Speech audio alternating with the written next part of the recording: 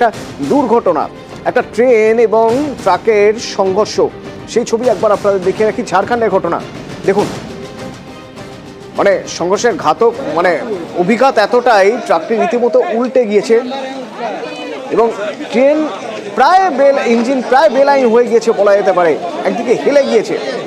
কিভাবে ঘটলো, কোথাকার ঘটনা জানবো। আমার সঙ্গে রয়েছেন দীপক।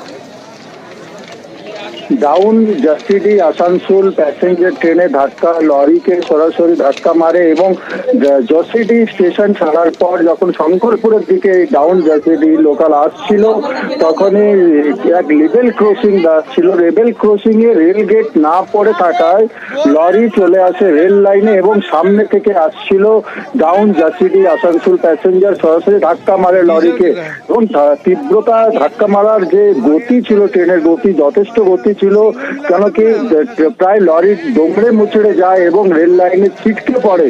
এর ফলে কিন্তু ডাউন লাইনে ট্রেন চলাচল একেবারে বন্ধ হয়ে যায় এবং এই ধাক্কার জেরে প্যাসেঞ্জার ট্রেনের বেশ কয়েকটি কামরা লাইনচ্যুত হয়ে পড়ে এবং পাশাপাশি যে বিদ্যুতের খুঁটি থাকে সে বিদ্যুতের খুঁটিও ক্ষতিগ্রস্ত হয়। ঘটনার খবর পেয়ে ঘটনাস্থলে ছুটে যায় একদিকে যেমন রেলের আধিকারিকরা, অন্যদিকে স্থানীয় গ্রামবাসীরা ছুটে আসে কি দুর্ঘটনা ঘটে গেল এবং যেভাবে দুর্ঘটনা ঘটেছিল তাতে আতঙ্কিত হয়ে পড়েছিল প্যাসেঞ্জার ট্রেনে থাকা যাত্রীরা। স্বাভাবিক। আমাকে একটা কথা বলো দীপক, এই যে কুমড়াবাদে মোহিনী স্টেশন ছাড়ার পর এই যে বিপত্তি ঘটলো, তো এখানে মানে যাত্রীরা সবাই সুরক্ষিত তো ওই ট্রেনে? দেখো, রেলের পক্ষ থেকে জানানো হচ্ছে কি যাত্রীরা সুরক্ষিত রয়েছে, কিন্তু যখন দুর্ঘটনা ঘটে যাত্রীরা আতঙ্কিত হয়ে পড়ে রেল লাইনে নামতে শুরু করে।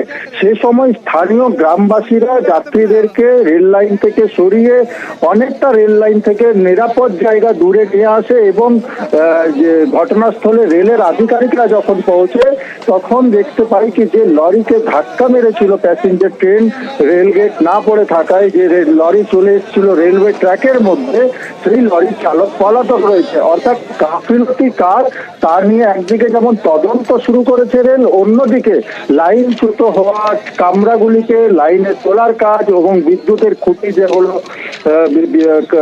ক্ষতিগ্রস্ত হয়েছিল সেই বিদ্যুতের খুঁটি মেরামতের কাজ শুরু করেছে। এরপরে ট্রেন চলাচল স্বাভাবিক হবে। কিন্তু এই যে যেখানে হয়েছে, যেখানে এই দুর্ঘটনা ঘটেছে সেখানের এই যে রেলগেট, এই রেলগেট ম্যানুয়াল ছিল নাকি অটো ছিল? মানে গাফিলতি যদি দেখতে হয়, প্রথমত তো গাফিলতি এটাই যে রেলগেট সেখানে পড়েনি। একেবারে ম্যানুয়ালি রেল গেট ছিল লেভেল ক্রসিং এ, তাই এই রেল গেট পড়েছিল না যখন down Jasidih Asansol passenger train আসছিল এবং রেল গেট না পড়ে থাকাতেই লরির চালক বুঝতে পারেনি কি সামনে থেকে এই মেন রেলওয়ে লাইনে কোন ট্রেন আসছে এবং লরি সেই রেল লাইন পেরিয়ে যাবার চেষ্টা করছিল। তখনই এই সংঘর্ষের দুর্ঘটনা ঘটে এবং রেলের পক্ষ থেকে জানানো হচ্ছে কি আপ লাইনে ধীর গতিতে ট্রেন চলাচল করলেও ডাউন লাইনে ট্রেন চলাচল একেবারে বন্ধ রয়েছে এবং ডাউন লাইনে ট্রেন চলাচল স্বাভাবিক হতে এখনো বেশ কয়েক ঘন্টা সময় লেগে যাবে, কারণ যেভাবে লাইনচ্যুত রয়েছে রেলের বেশ কয়েকটি কামরা, তাদেরকে লাইনে তোলা হবে এবং তারপর রেল লাইনের পরীক্ষা করা হবে, বিদ্যুতের খুঁটি মেরামত করা হবে, তাতে কিন্তু এখনো যথেষ্ট সময় লাগবে। তাহলে দীপক, ট্রেন চলাচল স্বাভাবিক হতে কতক্ষণ সময় লাগে? কারণ আপ লাইনে তাহলে ট্রেন চলাচল হচ্ছে না। যদি আপ লাইনে ট্রেন চলাচল না হয়ে থাকে তাহলে কোন কোন ট্রেন, মানে উল্লেখযোগ্য ট্রেনের কথা যদি আমি বলি, কোন কোন ট্রেনে ডিলে হবে, দেরি হবে? দেখো, এখনো রেলের পক্ষ থেকে সেই প্রেস রিলিজ এখনো জারি করা হয়নি কি কোন কোন ট্রেন কোথায় আটকে হয়েছে এবং কোন কোন ট্রেন এই বাধার মুখে পড়েছে এই দুর্ঘটনার জেরে। কিন্তু বেশ কয়েকটি দূরপাল্লার ট্রেন ইতিমধ্যে ঝাঝা সহ বেশ কয়েকটি স্টেশনে দাঁড়িয়ে পড়েছে যতক্ষণ না ডাউন লাইনে ট্রেন চলাচল স্বাভাবিক হবে। কারণ তুমি যেমন জানো, মেন লাইন মানেই হচ্ছে গুরুত্বপূর্ণ লাইন, হাওড়া থেকে দিল্লিগামী গুরুত্বপূর্ণ লাইন। সেই লাইনে ট্রেন চলাচল যদি ডাউন লাইনে বেশ কয়েক ঘন্টা ব্যাহত থাকে তাহলে বড় সড়ক ক্ষতি যেমন একদিকে রেলের হবে, অন্যদিকে কিন্তু যাত্রীরাও যথেষ্ট সমস্যার মুখে পড়বে। ধন্যবাদ দীপক। খাস কলকাতার বুকে সবাই চমকে উঠেছিল খবর পেয়েছে হামলা করা হলো কাউন্সিলর সুশান্ত ঘোষের উপরে। কিভাবে হামলা হয়েছিল সেদিনকার ক্লোজ সার্কিট ফুটেজ আরও একবার দেখাই। কেন বলছি, কারণ এই যে স্কুটারে করে এসেছিল ভয় দেখাতে, দেখুন এই যে স্কুটারে করে এসে এবার স্কুটার থেকে নেমে একেবারে পিস্তল উঁচিয়ে এখানে সুশান্ত ঘোষ বসে রয়েছেন, তার সামনে চলে আসেন। এই স্কুটারের প্রথমেই যে তথ্য পুলিশের কাছে এসেছিল, এই স্কুটারে নাম্বার প্লেট দেখে জানা গিয়েছিল নাম্বার প্লেটটি ভুয়ো, নাম্বার প্লেট ভুয়ো।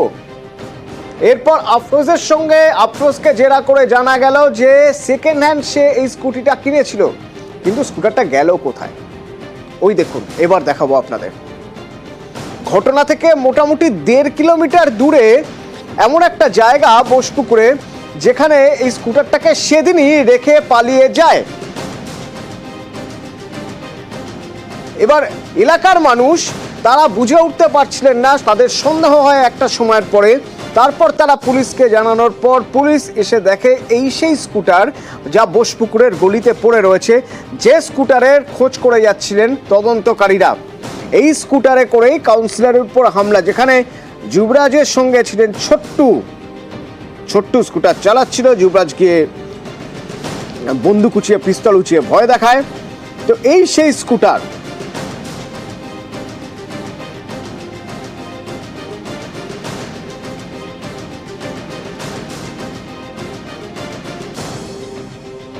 ওই শুক্র শনিবার নাগাদ। তারপরে আমার হাজবেন্ড রবিবার দিন কমপ্লেন করেছেন থানায় জানিয়েছিলেন যে আমাদের এখানে মানে স্কুটিটা পড়ে আছে কবে থেকে আর কি, রবিবার সকালে। পাড়ার অনেকেই দেখেছেন আর কি, তো অনেকেই কমপ্লেন করেছেন। আমার হাজবেন্ড কমপ্লেন করেছিলেন আর কি যে কবে থেকে পড়ে আছে, তো থানায় কমপ্লেন করেছিলেন। আমরা খবর পেয়েছিলাম, একদিন মনে হয় এসেছিলেন, কিন্তু চাবি দেওয়া ছিল আমাদের, তাই জন্য বুঝতে পারেন না আর কি। আমার হাজবেন্ডের সাথে কথা বলেছেন যে কবে কোন টাইমে উনি ফোন করেছেন আর কি, কটার সময়, রবিবার দিন কটায়, সেসব ডিটেলসে দিয়েছেন।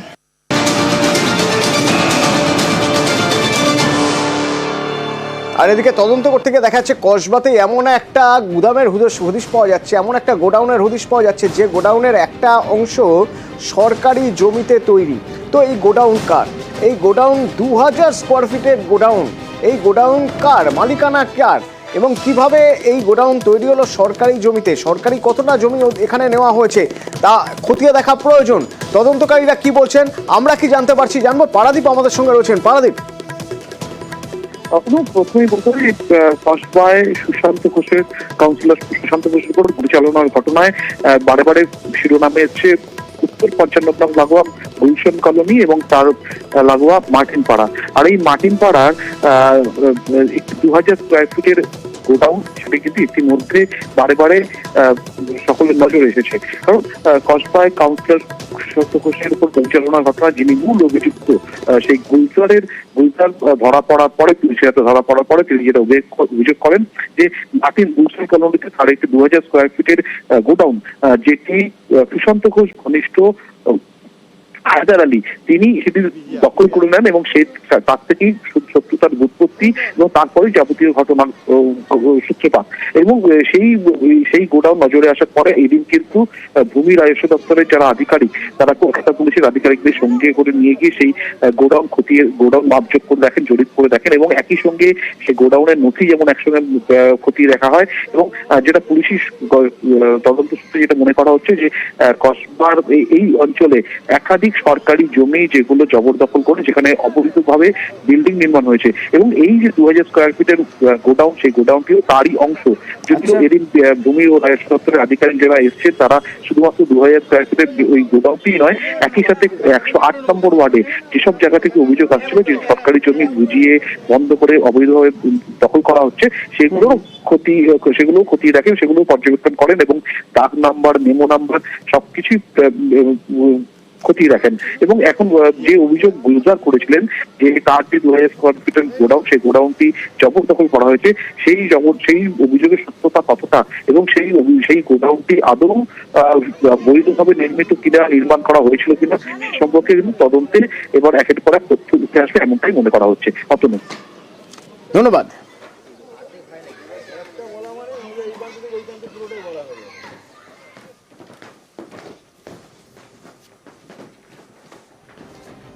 উইকেন্ড মানেই দীঘা, মন্দারমণি বা তাজপুর। তো সেই মন্দারমণিতে যদি একসঙ্গে হঠাৎ করে 140টি হোটেল ভাঙা পড়ে, তাহলে পর্যটনে কত বড় চাপ পড়তে পারে, পর্যটকদের কত বড় চিন্তা হতে পারে এবং হোটেল ব্যবসায়ীদের কতটা আশঙ্কার জায়গা তৈরি হতে পারে ভাবুন একবার। কিন্তু সেরকমই হচ্ছিল।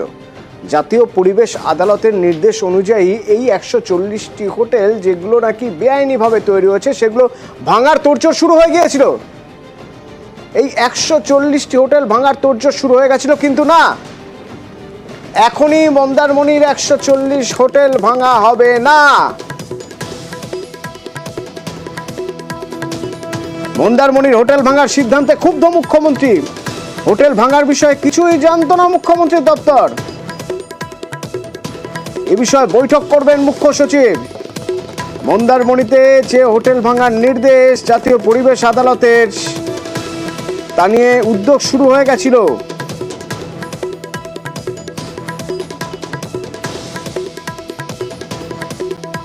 আমরা পদক্ষেপ নেওয়ার মধ্যে আমরা কোর্টে দ্বারস্থ হয়েছি। স্টের জন্য আমরা অলরেডি পেয়ার করেছি, তাতে আমাদের 20 তারিখে আমাদের ডেট আছে। তো আমরা কোর্টের উপরেই আমরা যাচ্ছি, আমরা টোটালি লিগেলের উপরেই যাচ্ছি। আমাদের কালিন্দী 8 নম্বর পঞ্চায়েত এবং পাশাপাশি আরও 2-3টে পঞ্চায়েত পুরো ইকোনমিটা শেষ হয়ে যাবে। মিনিমাম 50,000 এখানে মানে লোক ডেলি রোজগার করে কামিয়ে খাচ্ছে। তো তার উপরে আমরা পুরো টোটালি মানে একদম মানে যদি ভেঙে দেয় পুরো ইকোনমি তো শেষ হবেই, মন্দারমণিটা আমাদের মানচিত্রে পৌঁছে যাবে।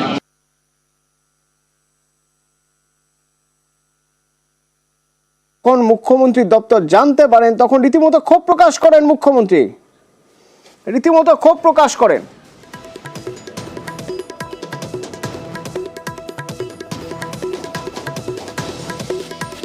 নবান্নের নির্দেশটা কি কাদের নিয়ে বসতে বলেছে? তা শুধু বলেছে প্রেসকে ডেকে বলে দাও, বলেছে আমার নাম কোট করেই বলবে যে আমি ভাঙতে চাই না, সরকার ভাঙতে চায় না, সরকার ভাগার পক্ষে না, এই ভাষা বলেছে মুখ্যমন্ত্রী। হ্যাঁ, আমি বললাম যে এই যে লিস্ট, এটা এই হোটেল ভাঙা হবে এরকম একটা অর্ডার হয়েছে, তাতে রাজ্য সরকার জানে না, আমাদের না জানিয়ে আমাদের অজান্তে আমরা রাজ্য সরকার এই ব্যাপারে জানি না। আর রাজ্য সরকার কোনো হোটেল ভাঙতে চায় না, আমরা কেউ ভাঙার পক্ষে নই। আবাসের খবরে নজর রাখতে হবে, তার কারণ অত্যন্ত গুরুত্বপূর্ণ একটি খবর। আবাসের টাকা, যাবতীয় সব টাকা ডিসেম্বরের মধ্যেই দিয়ে দেওয়া হবে। ডিসেম্বরের মধ্যেই সব অর্থ বরাদ্দ, মানে যে যে অর্থ দেওয়ার কথা, টাকা দেওয়ার কথা, সেই টাকা দেওয়ার প্রক্রিয়া শুরু হয়ে যাবে ডিসেম্বরের মধ্যেই। আমার সঙ্গে পঞ্চায়েত দপ্তর এই নির্দেশ দিয়েছে যে গ্রাম সভা, ব্লক কমিটি, জেলা কমিটি সবার সঙ্গে সমন্বয় রেখে মোটামুটি 23শে ডিসেম্বরের মধ্যে প্রক্রিয়া শুরু হবে। কিভাবে কাজ করা হবে, কিভাবে এই টাকা দেওয়ার প্রক্রিয়া হবে, সোমরাজ হচ্ছে সরাসরি আমার সঙ্গে একটু জানতে চাইব। সোমরাজ,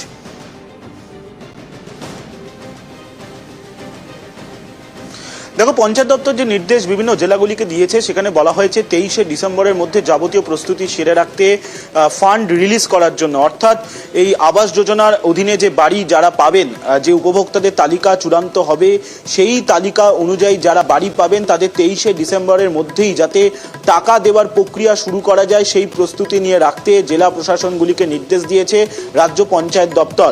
রাজ্য পঞ্চায়েত দপ্তরের তরফে যে নির্দেশিকা পাঠানো হয়েছে সেখানে বলা হয়েছে যে এই টাকা পাঠানোর আগে 3টি পর্যায়ে অ্যাপ্রুভাল অর্থাৎ অনুমোদন দেওয়া হবে।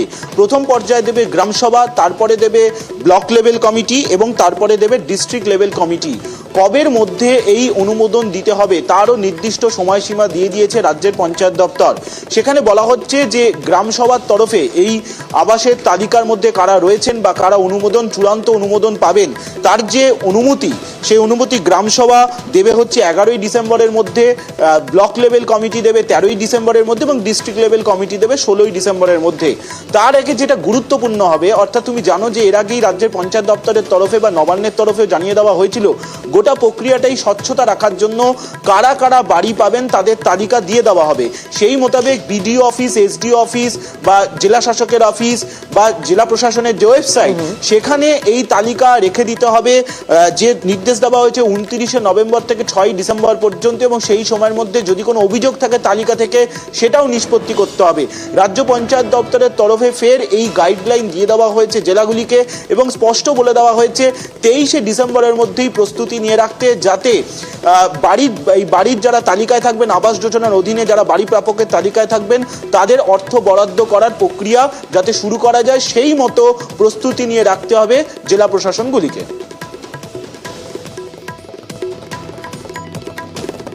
ধন্যবাদ সোমরাজ। এর আগে 24শে সেপ্টেম্বর এ প্রসঙ্গে কি বলেছিলেন মুখ্যমন্ত্রী মমতা বন্দ্যোপাধ্যায়, একবার শোনাবো। 3 বছর কেন্দ্রীয় সরকার আমাদের গ্রামীণ আবাসের কোনো টাকা দেয়নি। তাছাড়াও 1,70,000 কোটি টাকা আমরা পাই। এখনো 50 লক্ষ মাটির বাড়ি বাংলায় আছে।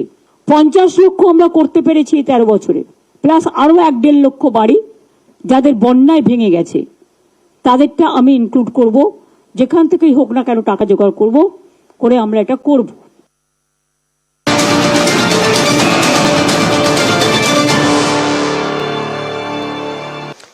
যে 5 জন সাসপেন্ডেড তারা ক্লাস করতে পারবেন, অনুমতি দিল হাইকোর্ট। সাসপেন্ডেড 5 জন ক্লাস করতে পারবেন। উত্তরবঙ্গ মেডিকেলে থ্রেট কালচারের অভিযোগ ছিল এই 5 জনের বিরুদ্ধে। সেক্ষেত্রে এই কলেজের নির্দেশের বিরুদ্ধে আদালতে গিয়েছিল 5 ছাত্র। আদালতের কি পর্যবেক্ষণ জানবো? অর্ণব রয়েছেন আমার সঙ্গে। অর্ণব, এবং উত্তরবঙ্গ মেডিকেল কলেজের এই 5 পড়ুয়াকে সাসপেন্ড করা হয়েছিল, অর্থাৎ কার্যত ক্যাম্পাস থেকে তাদের বহিষ্কৃত করা হয়েছিল। এবং এই 5 পড়ুয়া, তাদের ক্লাস বন্ধ হয়েছিল, পরীক্ষা বন্ধ হয়েছিল, যাবতীয় সুযোগ সুবিধা সেগুলি বন্ধ হয়েছিল ক্যাম্পাসে। এরপরই কলকাতা হাইকোর্টের দ্বারস্থ হয় তাদের পক্ষে আইনজীবী সিনিয়র অ্যাডভোকেট কল্যাণ বন্দ্যোপাধ্যায় সওয়াল করে, এবং সেক্ষেত্রে বিচারপতি জয় সেনগুপ্ত 5 সাসপেন্ডেড পড়ুয়াকেই ক্যাম্পাসে ফিরিয়েছে ক্লাস করার জন্য এবং একই সঙ্গে পরীক্ষা দেওয়ার জন্য। কাল থেকেই শুরু হচ্ছে এই পড়ুয়াদের পরীক্ষা মেডিকেলের। সেক্ষেত্রে তারা পরীক্ষায় বসতে পারবেন। বাকি বিষয়গুলি নিয়ে 5 সপ্তাহ পর বিষয়টি শুনানির পর নির্দিষ্ট করবে বাকি আর কি রেমেডি দেওয়া যায় বা সব পক্ষে যুক্তি কি।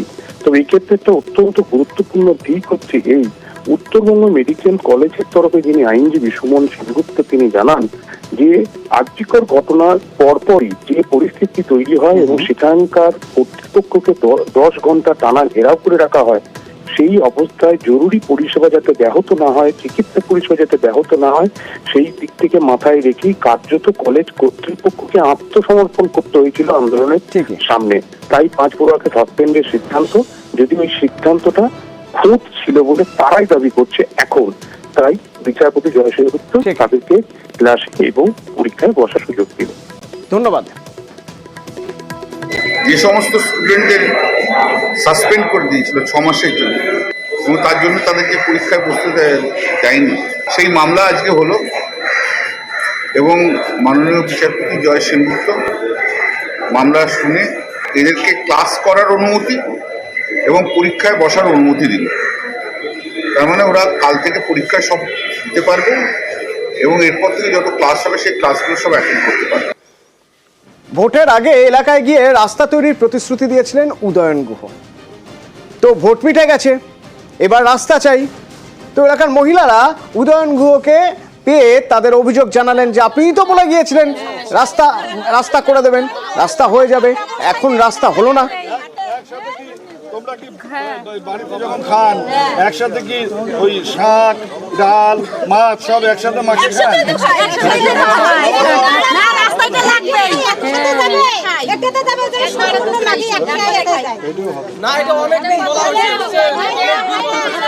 যদিও উত্তরবঙ্গ উন্নয়ন মন্ত্রী দ্রুত রাস্তা তৈরি হবে এই আশ্বাস দিয়েই এলাকা ছাড়েন। তারও কোনো ক্ষোভ নেই, এখানে যে রাস্তা আছে সেই রাস্তাও মানুষের ছিল না। এখন আস্তে আস্তে চারিদিকে পরিস্থিতি দেখে মানুষের আবদার বাড়ছে, মানুষের দাবি বাড়ছে। ওইখানে ওরকম রাস্তা হয়েছে, আমার এখানে হবে না কেন? সেই কারণেই এই রাস্তার দাবি। সেই চাহিদাগুলো মানুষ আমাদের কাছেই তো তুলে ধরবে, তো অন্যায়ের কোনো কিছু নেই। আমরাও সাধ্য মতন চেষ্টা করব